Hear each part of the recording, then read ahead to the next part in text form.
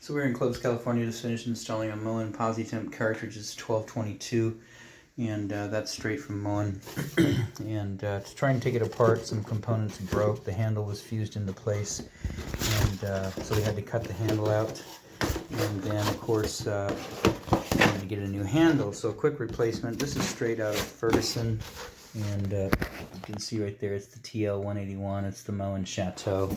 And so just a quick replacement. There's your old parts, and of course, handle that was cut off, sitting right there. And then the adapter, the 4-handle adapter, and of course there's the old cartridge down there. And so anyways, this is all junk. So brand new, all new components in there. It's got brand new barrel in here, brand new cover plate, brand new barrel back behind here, brand new adapter, and then a brand new handle. And of course, to use this now, you can just one finger on and one finger off. No need to use your whole hand on that.